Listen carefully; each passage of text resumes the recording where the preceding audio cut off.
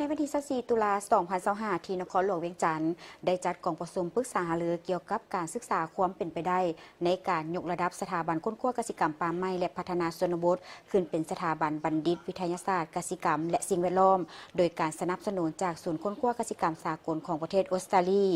ในเวลาดำเนินกองประชุมปริญญาเอกลินคำดวงสวรรค์รัฐมนตรีกระทรวงเกษตรกรรมและสิ่งแวดล้อมได้กล่าวว่า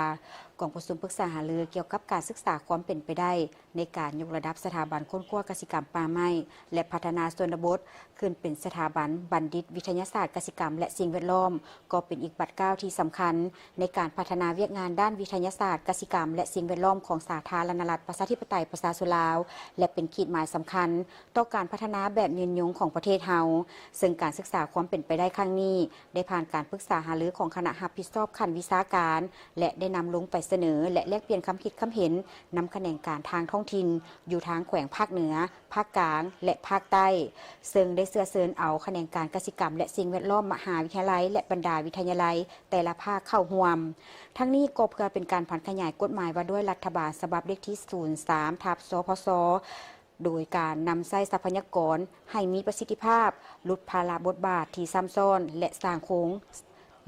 รงสร้างสถาบันบัณฑิตให้กระทัดรัดและทันสมัยผ่านขยายมติว่าด้วยการสร้างเศรษฐกิจเอกราชเป็นเจ้าตนเองในระยะใหม่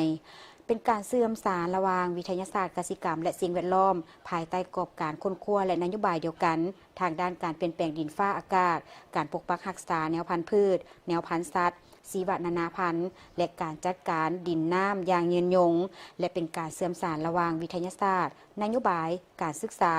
โดยโฮมเอาบรรดาศูนย์ค้นคว้าสถาบันค้นคว้าและสภาวิทยาศาสตร์ให้เป็นระบบเดียวรวมศูนย์ครบวงจรที่ผลิตทางความเป็นเลิศทางด้านวิชาการและปฏิบัตินำมาใช้ในตัวจริงได้ยกระดับการร่วมมือในระดับภาคพื้นและสากลเพื่อเข้าถึงบรรดาแรงทุนทั้งภายในและสากลโดยเฉพาะบรรดาสถาบันบัณฑิตที่มีชื่อเสียงของสากล